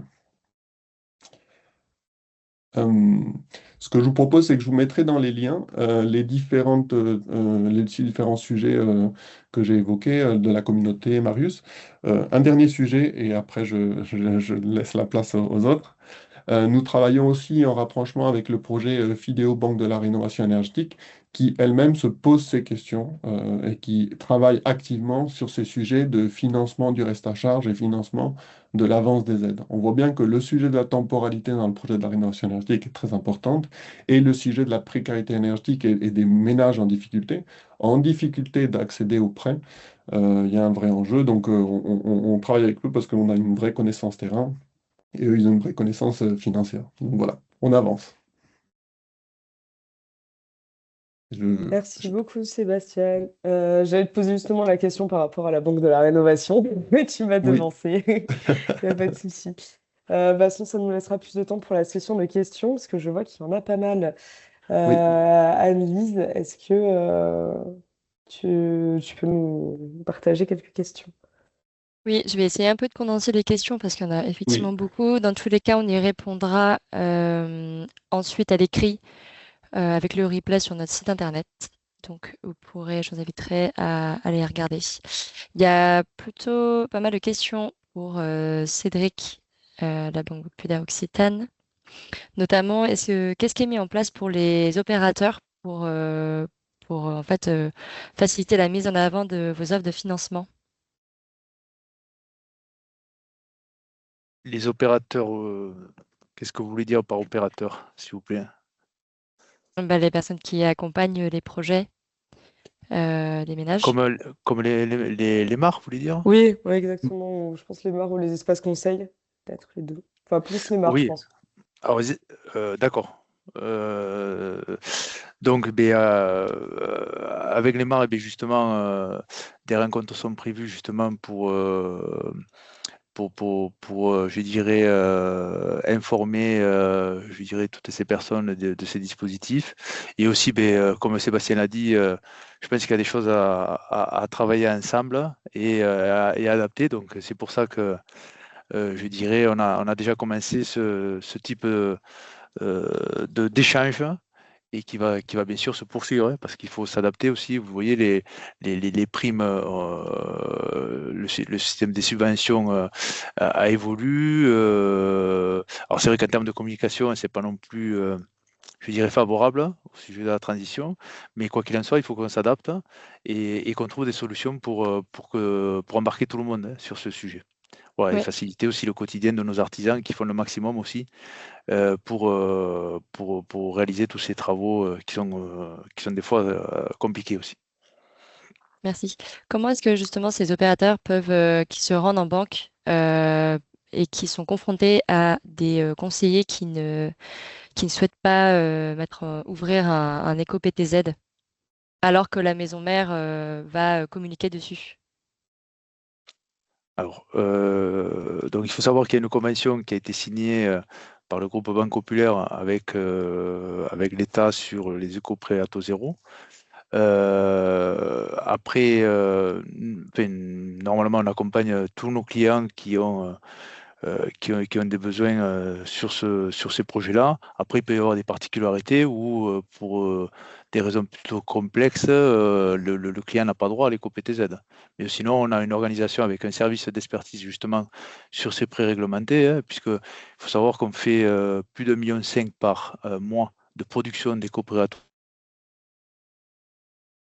un service d'expertise qui permet d'accompagner nos clients et aussi des fois de les conseiller parce que ils peuvent venir avec une idée arrêtée sur un éco-PTZ et il y a différents éco-PTZ. Il y a une famille d'éco-PTZ où on a un service qui peut des fois intervenir pour conseiller au mieux le client. D'accord, merci. On a une question sur le pourcentage sur le prêt Rénov' Énergie. Alors, le prêt Rénov' Énergie, ben, en fait, c'est un prêt, je Je peux dirais que peut-être c'est un répondre, prêt. Cédric, si Oui, tu vas-y, veux. vas-y, vas-y. On peut Oui, peut-être prendre la vas-y. main avec Aurore. Ouais, oui. Excuse-moi. Le pourcentage du prêt Rénov' Énergie, donc c'est un prêt personnel. C'est pas un prêt immobilier tout d'abord. Et ensuite, donc c'est un prêt. Le pourcentage, il est calculé en fonction du montant d'emprunt et de la durée d'emprunt. Donc là, c'est vrai qu'on ne peut pas vous dire exactement en fait le pourcentage puisque ça dépend de chaque projet.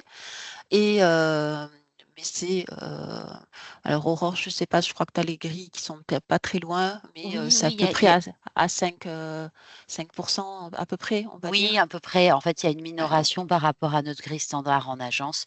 Donc, c'est un prêt qui va être bien inférieur, en fait, par rapport à ce qu'on pratique sur du prêt classique travaux. Voilà. Voilà, donc Ok, ça peut venir vraiment en complément justement de l'éco-PTZ. S'il y a des travaux qui ne sont pas finançables avec l'éco-PTZ, ce prêt, il est parfait pour pouvoir justement combler ce manque. ok, merci. On a le temps juste pour une dernière question rapidement. Est-ce que le prêt peut participer à couvrir la partie études d'un projet de rénovation? Le prêt Rénov' Énergie, oui, peut participer à ça, oui. Ça marche. Merci beaucoup. Avec Merci. plaisir. Merci à vous. Ne vous inquiétez pas, les questions, parce que on sait qu'il en reste pas mal et qui sont en plus assez globales et intéressantes. On les transmettra aux intervenants pour avoir des questions, enfin, pour avoir des réponses. Après, du coup, les intervenants, n'hésitez pas si vous voyez des questions qui arrivent, si vous avez le temps, surtout, hein, parce que de répondre dans le chat, voilà, n'hésitez pas. Du coup, on va passer à notre dernière partie. Ça sera une table ronde sur les astuces pour sécuriser sa trésorerie sur un chantier mobilisant les aides à la rénovation. Donc, je vais inviter Fanny Potanique, Alexandre Nègre et Pauline Vicente à nous rejoindre. On n'est pas parti. Parfait. Bonjour. Super. Du coup, merci à vous trois d'être là. Je vais commencer à poser quelques questions à Fanny, déjà dans un premier temps. Du coup, Fanny qui est chargée de développement économie et référente environnement-énergie à la Chambre des métiers de l'artisanat du 31. Et du coup, déjà, première question, est-ce que tu peux nous parler un peu des missions de la CMA 31 à destination des entreprises artisanales? Oui. Eh bien, écoutez, bonjour à tous et à toutes. Merci de l'invitation, Léa et Anne-Lise. Donc, en fait, la Chambre de métier, elle a pour mission de soutenir les chefs d'entreprise de la création reprise à la cession de leur entreprise, et ce, dans tous les domaines relatifs à la vie de l'entreprise. Donc, plus précisément, moi, en tant que chargée de développement économique, j'accompagne les entrepreneurs sur le sujet de la transition écologique. Et à titre d'exemple, récemment, j'ai rencontré un charpentier pour illustrer un peu ce que l'on fait, en fait, qui souhaitait candidater à l'origine au label Entreprise zéro déchet. Donc, c'est un label qui est décerné par la Chambre de métier, l'ADEME et la région Occitanie aux entreprises qui mettent en œuvre la réduction et la bonne gestion de leurs déchets. Donc, lors de la rencontre, bien sûr, on a échangé sur ce sujet-là, sur ces déchets, comment moins en générer, comment les éliminer conformément à la réglementation avec les solutions relatives notamment à une nouvelle mise en place d'une responsabilité élargie des producteurs. Et puis, dans le cadre de cette rencontre, on aborde tous les sujets liés à l'entreprise, sur la sécurité de ses salariés, les aides associées sur du matériel, l'emploi et le marché de la rénovation énergétique, avec notamment la mention RGE, les aides dont peuvent bénéficier leurs clients, ou les mesures financières qui ont été très bien expliquées préalablement. Et les différents acteurs qui interviennent pour les aider auprès de leur marché.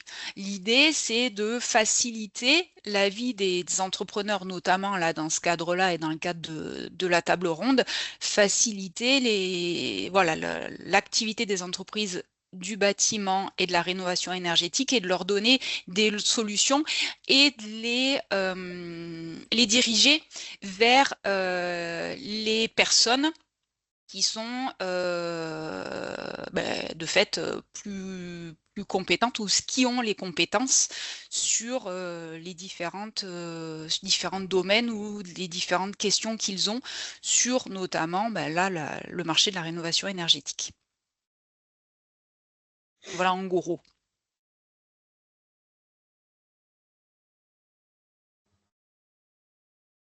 Tu n'as pas ton micro ouvert. Merci. Yeah. Pas de souci. Effectivement, j'étais partie, mais bon, j'avais pas vu. Du coup, je te disais, j'ai cru comprendre que vous avez du coup des formations sur tout ce qui est gestion de trésorerie. Oui, sachant que c'est un gros sujet un peu en ce moment à cause des aides et des avances de et ouais. trésorerie que certaines entreprises font. Est-ce que tu peux nous en dire un peu Oui, plus? alors effectivement, et puis Sébastien Ruiz l'a très bien illustré, c'est le problème de l'avance des ménages sur le solde hein, des aides. Alors, bon, les particuliers, les clients attendent, mais souvent, ouais, la trésorerie et l'attente, en fait, elle est faite par les entreprises artisanales hein, sur leur trésorerie. Donc, ça peut et ça les met à mal. Donc, en gros, un chef d'entreprise artisanal, donc un homme ou une femme, a plusieurs casquettes, donc la casquette métier, mais aussi commercial, comptable, RH.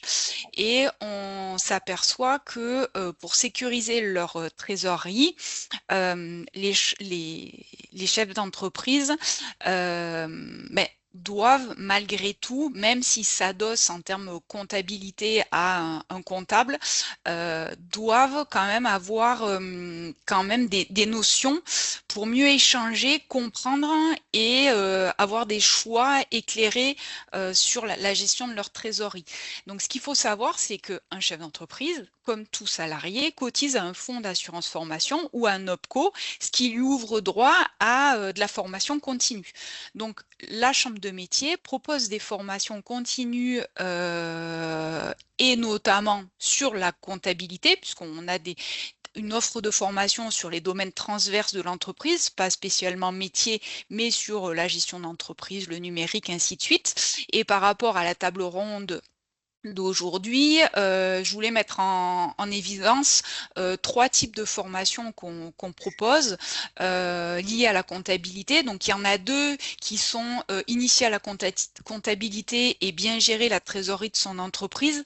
Donc là, ces formations qui sont de niveaux différents, qui peuvent être de 7 à 14 heures, elles sont là pour permettre aux chefs d'entreprise, donc sur un délai court, hein, mais de pouvoir comprendre, d'analyser et d'élaborer des tableaux de bord de gestion de son entreprise. C'est pas simplement, j'ai un comptable une fois par an, je leur donne mes éléments comptables et ils me sortent mon bilan, mon compte de résultat, ma liasse fiscale. C'est vraiment se mettre dans la posture, bon, très bien, j'ai ces éléments, je les comprends et je fais en sorte qu'au fur et à mesure de l'année, je puisse gérer ma comptabilité au mieux pour éviter d'être critique par rapport à des marchés que j'ai et notamment des marchés de la rénovation énergétique et par rapport à des clients qui ont des aides, de pouvoir mieux absorber ce type de clientèle. Et puis l'autre formation sur laquelle je voulais que je voulais mettre en avant, c'est la formation définir ses prix aussi. Là, c'est important, c'est comment établir le coût d'un chantier, d'une prestation et d'une fabrication pour calculer mon prix de revient et pour pouvoir avoir un prix de vente qui permet d'être rentable et d'être toujours viable et de maintenir mon service et mes prestations auprès de l'ensemble de ma clientèle, dont notamment la rénovation énergétique. Et ce, avec des solutions et des méthodes simples. Voilà. Donc, c'est trois exemples de formation que je voulais mettre en avant. Super, super intéressant. Après, je crois que vous aviez aussi un service, enfin très rapidement, un service Oui. aussi sur par rapport à, enfin voilà, si on est un artisan, on a un peu des soucis avec son client sur les chantiers, etc. Je crois que vous avez des permanences avocats. Oui, effectivement. Donc, on a un partenariat avec l'Ordre des avocats qui permet aux entreprises, donc une fois par mois, en général, c'est le vendredi matin, de pouvoir avoir un rendez-vous de 30 minutes avec un avocat pour tout ce qui est soucis liés à des litiges, des contrats, des impayés, des problèmes avec les associés ou des fournisseurs. Donc là, je crois que dans la conversation, Ouais, on a mis le voilà, contact. tu vas mettre le contact. Donc, il faut envoyer un mail et en fonction du planning, un rendez-vous sera proposé. Voilà, voilà, j'ai essayé d'être rapide. Pas de souci, merci beaucoup, Fanny. N'hésitez pas à du coup contacter la CMA si vous avez besoin de formation, de conseils juridiques. Ils sont là pour ça et autres, hein, bien sûr, parce qu'ils font pas que ça, comme Fanny a pu vous le dire. Maintenant, on va passer à Alexandre, qui est du coup entrepreneur isolation plaquiste et qui est du coup membre de la coopérative Créalide. Est-ce que, Alexandre, tu peux nous parler un peu de ta structure, enfin, ce que tu fais, c'est quoi ton type de projet, c'est quoi ton travail dans la rénovation, quoi. Eh bien, bonjour tout le monde, merci donc à Léa, Anise et à Urba de nous accueillir et de me donner la parole. Alors moi je suis Nègre Alexandre, Créalide, c'est mon entreprise donc, qui est accrochée à Créalide. Créalide, c'est une coopérative d'activité et d'emploi où on partage, en fait, c'est une CAE, hein, une coopérative. C'est une entreprise partagée avec un conseil d'administration, des assemblées générales, par des entrepreneurs où on mutualise, en fait, si Ah, vous c'est. voulez, des Ah, ressources et des services tout en développant nos activités propres. Donc voilà, il y a Créalide qui est comme une entreprise, mais coopérative, ou tous, on a notre mot à dire. Et moi, j'ai mon activité comme les 300 entrepreneurs qu'il y en a à Créalide, chacun a son activité. Et voilà, ce qui permet de mutualiser les compétences, les services et les forces de tout un chacun. Donc voilà, il y a plusieurs pôles donc, dans Créalide, hein, à savoir, il y a un pôle généraliste, un pôle de la formation, où il y a beaucoup de formateurs, il y a un pôle, et moi je suis donc sur le pôle bâtiment. On a une soixantaine, où on a des réunions une fois par mois, avec des références techniques, des formations en interne, etc. Moi j'interviens donc surtout donc, dans l'isolation alors, et la plâtrerie des maisons et des habitations, des petits appartements donc, sur le secteur de Montpellier. Je plutôt des petits appartements de primo-accédants ou voilà, de 60, je dirais 60-70 mètres carrés à des années 70 avec des isolations au mur périphérique intérieur surtout. Et puis après, j'ai d'autres projets de rénovation où on est sur des maisons pavillonnaires d'années 70, 60-70. Et pareil, avec des soufflages de ouate de cellulose, isolation de combles, murs périphériques intérieurs. Donc voilà un peu mon activité, en sachant que je travaille beaucoup avec des matériaux biosourcés, donc notamment la fibre de bois, ouate de cellulose. Donc voilà un peu pour mon activité et ce qu'est Créalide. Merci beaucoup, Alexandre. Est-ce que tu peux nous préciser un peu plus qu'est-ce que, du coup, ce que va t'apporter concrètement Créalide par rapport à ton activité sur les chantiers Bien sûr. Créalide donc héberge quelque part tout mon administratif, que ce soit ma comptabilité, que ce soit tout ce qui est label RGE, Calibat, on les mutualise ensemble. On a des audits réguliers, moi je suis audité au moins une fois par an. On a ma mutuelle santé, enfin voilà, tout ce qui est administratif, la formation, voilà, c'est hébergé là-bas. Donc c'est vrai que c'est quelque chose en moins à penser quand on est entrepreneur et quand on a la tête dans les chantiers, ce qui est plutôt bien. On a l'assurance décennale aussi qui est mutualisée, donc elle nous coûte un peu moins cher que si j'étais tout seul dans mon coin. Et on a aussi un pôle juridique qui nous permet de nous accompagner si on a des soucis au niveau des chantiers, des soucis de paiement avec des clients, etc. Donc voilà un peu les avantages de la mutualisation de Créalide, si vous voulez, d'un point de vue un petit peu administratif.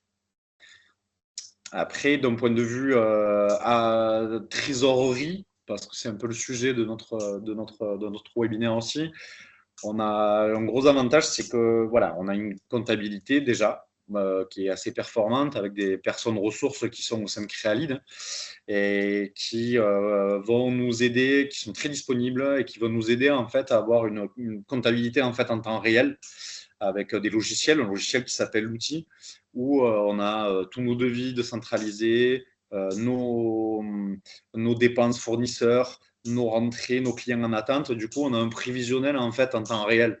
Donc, on peut savoir en fait où on en est en termes d'activité, ce qui permet de nous, voilà, d'avoir une visibilité à court terme comme à long terme par rapport à notre activité. Ce qui nous permet aussi, Créalide nous permet aussi d'avoir une trésorerie des fois négative. On a une trésorerie partagée. Donc, un exemple, il y a un client qui a mis du temps à me payer. J'ai une trésorerie qui est un petit peu négative. Créalide va pouvoir le tolérer parce qu'ils ont une visibilité sur des chantiers que j'ai déjà signés. Donc, ils savent que la trésorerie va rentrer. Donc, ils vont me prêter quelque part un petit peu de trésorerie pour pouvoir acheter mon matériel et commencer mes nouveaux chantiers. Comme ils ont une visibilité et il y a une traçabilité qui est faite au niveau de notre organisation, ça ne me bloque jamais en fait. Je peux dérouler mes chantiers, même s'il y a un petit retard de trésorerie par rapport aux des paiements de clients ou des paiements de fournitures qui ont été un peu plus hautes que prévu. Voilà, Créalide nous offre cette aide-là. Et pour finir sur la trésorerie, on a aussi l'idée il y a des prêts hardis qui sont internes donc à Créalide, c'est un partenariat qu'on a pour faire des prêts à taux zéro pour avoir un fonds de roulement, pour nous permettre d'investir dans du matériel ou avoir un petit peu de trésor pour, voilà, si on a des périodes un petit peu compliquées, voilà, ça nous permet d'amortir un petit peu tout ça. Et surtout, l'avantage, c'est le côté humain où on a une comptabilité qui est hyper accessible. On a nos frais qui sont faits en direct aux frais réels chaque mois. On a des personnes ressources. Enfin, voilà, ça aide énormément, quoi. Donc, voilà. Le pouvoir de la coopérative, ça marche toujours pas mal pour ce genre de choses. Ah, c'est assez énorme, ouais. Et, Ça, et tu m'avais parlé d'un petit un peu retour d'expérience par rapport à cette année, puisque en fait, au début d'année, tu n'étais quasiment que sur du MaPrimeRénov', et enfin, je veux dire Réno Global, et bon, on sait tout ce qui s'est passé en juin, quoi. Enfin, du coup, comment tu as réussi à t'adapter pour du coup passer de je fais que du MaPrimeRénov' à de si j'ai bien compris, tu es toujours en activité, donc c'est que ça va. c'est ça, c'est que ça marche bien. Là, je suis plein, moi, jusqu'à la fin de l'année, donc ça marche plutôt bien.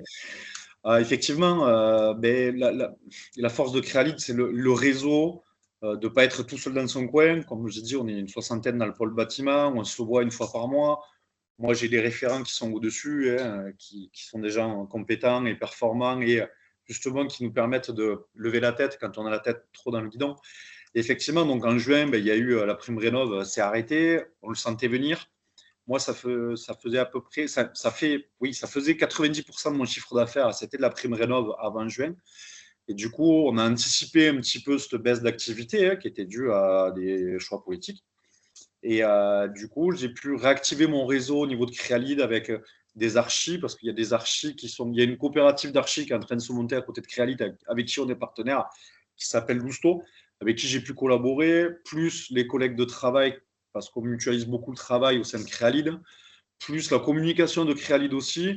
Tout ça a fait qu'on a pu anticiper un petit peu une réorientation de mon activité, de l'activité de certains de mes collègues, sur d'autres rénovations, entre guillemets, qui ne sont pas forcément liées à la prime rénov', pour pouvoir continuer à travailler, et, même si on fait toujours de la rénovation énergétique, mais un petit peu hors prime rénov'. Et puis là, j'ai 2 gros clients, c'est des grosses maisons, des gens qui ont un petit peu les moyens aussi, qui eux, complètement, ils se sont passés au PTZ parce que la prime rénov', ils n'y comptent plus dessus, les mares les ont lâchés, enfin bon, ça a été assez chaotique comme gestion. Donc là, je continue ces chantiers-là, mais hors prime rénov'. Donc voilà. Mais c'est le réseau, l'intelligence de notre réseau, de la coopération et d'essayer d'avoir un coup d'avance qui nous a permis de maintenir une activité plutôt cohérente. Voilà. C'est un peu grâce à ça, grâce au réseau. Ok, super. Merci beaucoup, Alexandre. Je vous invite tous un peu regarder ce que font Créalide. C'est très sympa. Et n'hésitez pas à poser des questions dans le chat si vous avez des questions de manière générale. Je suis désolée, on a débordé un petit peu. Et du coup, je vais quand même appeler notre dernière intervenante, Pauline, du coup, qui est responsable technique et commerciale à PVC System. Et du coup, première question, Pauline, est-ce que tu peux nous présenter un peu ton entreprise et surtout sur quelle typologie de bâtiment vous travaillez? PVC System, c'est une société que mes parents ont montée il y a 30 ans. On est spécialisé dans la rénovation de tout ce qui est ouverture, fenêtres, les portes, les volets, les moustiquaires, les portes de garage. Et on travaille exclusivement sur des projets de rénovation. Nous, on ne se positionne pas sur du neuf. Donc, on a toujours fait de la rénovation énergétique et quand MaPrimeRénov' est arrivée, on en a profité pour faire quelques dossiers MaPrimeRénov'. Mais c'est vrai que chez nous, ça représente 10 dossiers par an. C'est-à-dire que c'est un dossier par mois et on ne cherche pas forcément à en faire plus parce que, comme vous l'avez soulevé, il y a une question de trésorerie derrière et que on n'est pas banquier. Et les trésoreries ne sont pas sans fond. Donc voilà, rénovation énergétique, oui, depuis 30 ans, mais pas forcément dans le cas de MaPrimeRénov'. Et il me semblait qu'il y avait, enfin, vous aviez un sujet, enfin, ce qui est assez sympa avec PVC System, c'est que vous êtes assez spécialiste sur le bâti ancien, enfin, sur le bâtiment, sur la rénovation, et que du coup, vous savez un peu sur les chantiers, quand vous y allez, se dire, enfin, on vous appelle pour changer une menuiserie, et en fait, finalement, on voit qu'il y a un peu ça va un peu plus loin, Quand, et, ouais, quand on va sur place et qu'on voit les logements, souvent les gens arrivent en disant voilà, je veux changer une fenêtre, ou je veux changer 2 fenêtres, ou je veux changer toutes les fenêtres. Sauf que derrière, il faut aller chercher un peu plus loin, parce que même s'ils ne peuvent pas forcément prétendre à MaPrimeRénov', il faut, quand ils font des rénovations énergétiques, qu'ils pensent le projet dans leur globalité. Donc, si par exemple, ils viennent pour changer les menuiseries parce qu'il fait froid, moi, j'ai des gens, et c'est malheureusement beaucoup le cas quand je suis tombée sur des dossiers MaPrimeRénov', il fallait changer le chauffage, faire les fenêtres. Mais ça n'a aucune espèce de logique, parce que quand on est en rénovation énergétique, on sait qu'il vaut mieux isoler le toit, puis changer les fenêtres avant de changer le système de chauffage. Sauf que du coup, le système de rénovation énergétique, qui au départ a un bien fondé, va des fois être, on va dire, mal utilisé parce que aujourd'hui, on veut utiliser des systèmes de chauffage plus écologiques, plus économiques. Et on ne va pas forcément penser avant qu'il faut venir isoler, qu'il faut venir étancher, qu'il faut ventiler quand on isole. Voilà. Donc, c'est un petit peu des fois à contresens. Donc, on essaie de les amener à voir le projet de rénovation de leur maison dans la globalité. Parce que même si on fait les fenêtres, on leur explique, nous on va mettre des grilles de ventilation parce que sinon on va venir isoler. La maison ne va pas être ventilée. Si la maison n'est pas ventilée, il va y avoir de la moisissure. Donc, on essaie de leur simplifier quelque chose dans lequel on vit au quotidien. ça fait toujours plaisir d'avoir des bons conseils qu'on va voir son artisan ou son entreprise. Vous avez combien de projets de rénovation à peu près par an? Et du coup, Entre ouais, 500 et 600 dossiers. On fait que de la rénovation. Donc, on a entre ouais. 500 et 600 clients. Donc, on a entre 500 et 600 dossiers. Et du coup, comment vous gérez le côté administratif et financier pour Alors, sécuriser la trésorerie? jusqu'à décembre 2024, on demandait 50% d'acompte et 50% ensuite à la facturation. Et on a changé notre fusil d'épaule parce que c'était compliqué de récupérer les 50 derniers pourcents. Quand on va dans un resto, on sort de table, dans la théorie forcément, certains partent sans payer, mais normalement, on sort du resto, on paye. Quand nous, artisans, on vient travailler, je ne sais pas pour toi, Alexandre, mais quand nous, artisans, on vient travailler, souvent, on arrive à la fin, c'est « Ah oui, mais là, je pars en vacances, mon père est mort. » Oui, non, mais je suis ravie. Mais moi, en fait, ma trésor, elle n'attend pas que tu partes en vacances. Moi, mon travail, il est fait. Je suis partie, c'est posé, c'est fermé. Quand je m'en vais, tout est fait. Donc, quand tu vas chez le coiffeur, tu payes. Quand je m'en vais, tu payes. Et comme on avait ce souci-là, on a changé notre fusil d'épaule. On fait 50% à la commande. Une fois que la compte est reçue, on commande la marchandise. Les gens le savent. Tant qu'on n'a pas reçu les 50%, on ne commande pas de marchandise. Donc, ça décale d'autant leur chantier. Quand on reçoit la marchandise ici, à l'atelier Asseille, et qu'on l'a vérifiée, on les appelle pour positionner la pose et on leur demande 30% supplémentaires. En leur disant, voilà, la marchandise est visible, nous, on l'a reçue, on l'a commandée, elle est arrivée. On positionne la pose, donc vous nous devez 30% supplémentaires. Et après, une fois qu'on a posé, on n'a plus que 20% à récupérer. Et aujourd'hui, le fait de faire ça, ça nous pèse beaucoup moins au quotidien parce que c'est que 20%. Donc, même si les mecs sont longs, parce qu'on en a toujours qui sont longanistes, qui n'ont pas envie, qui vont « Ah oui, non, mais je vais faire 12 chèques. Hein. » On l'a eu. Donc, ça nous permet de mieux gérer toutes les dépenses qu'on a fait, les locaux qu'il y a à payer, les salariés, les fournisseurs, et ça nous permet de mieux rentrer dans les clous. Donc, 50% à la commande, 30 une fois que le produit est réceptionné, nous, ici, et 20 à la sortie. C'est vrai que ça permet quand même d'un peu moins courir après, parce que 50%, ça commence à faire un peu beaucoup. J'ai cru comprendre aussi que parfois, vous êtes du coup la porte d'entrée. Je crois que je le disais aussi un petit peu en début de webinaire, mais du coup, des fois, vous êtes la porte d'entrée pour les particuliers. Et du coup, ben, vous leur conseillez quoi? Bah, comme on disait un peu tout à l'heure, que quand ils arrivent et ils se disent qu'ils veulent changer une fenêtre, mais qu'ils savent pas trop dans quel ordre le faire. Comment vous faites en fait pour qu'ils arrivent un peu à voir leur dossier, leur projet dans une globalité? Alors après, on essaie de les envoyer vers la maison de l'énergie, mais il y a des fois où, par exemple, quand les mecs nous demandent, en général, très basiquement, est-ce que je vais avoir des aides? Bon, il y a quelques simulateurs sur service public et tout ça qui sont dispo. On peut déjà les aiguiller là-dessus. Parce qu'en fait, quand les mecs n'ont pas droit à des aides, ils vont nous poser des questions. On va pouvoir les aider à s'orienter. On va des fois les envoyer vers la maison de l'énergie. Mais s'ils savent en fait qu'ils n'ont pas droit à des aides, ils ne vont même pas aller vers la maison de l'énergie. Donc, on Mm. essaie de voir avec eux le projet global et d'essayer d'inscrire dedans les différentes choses qu'ils veulent faire et l'ordre dans lequel il faudrait qu'ils les réalisent. Ok, bah, merci beaucoup à vous trois pour ces petites questions. Est-ce que, Lise, on a des questions dans le chat? Oui, après, est-ce qu'on n'y répondrait pas sur notre page internet? Oui, peut-être. C'est vrai qu'on a un peu déplacé le délai, effectivement, je viens de voir. Oui, bon, bah, du coup, on va vous envoyer les questions par mail pour pouvoir avoir les réponses. Je crois qu'il y en avait juste une pour Alexandre. Oui, par rapport au délai de paiement, est-ce que ça n'a pas trop creusé, ça n'a pas trop, enfin, comment ça vous a impacté dans votre trésorerie, l'arrêt de MaPrimeRénov'? J'étais en train de répondre par, Ah bon, bah, par parfait. message écrit, mais voilà, c'était un peu long entre écouter ce que disait Margot, ce qui était très intéressant par rapport à la trésorerie. Et voilà. Et donc la question, c'était, pardon, par rapport à est-ce que les délais de l'attente, oui, de l'ANA n'ont pas trop creusé?